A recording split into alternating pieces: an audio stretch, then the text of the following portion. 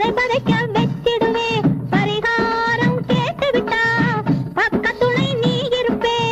மேலாட்டு பிள்ளையிடம் நீ போட்ட முத்திரையை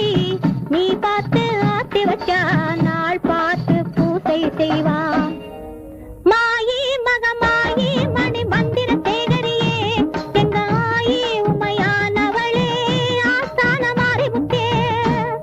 குழந்தை வருந்துவது கோவிலுக்கு கேட்கலையோ மைந்தன் வருந்துவது மாளிகைக்கு கேட்கலையோ ஏழை குழந்தையம்மா எடுத்தோ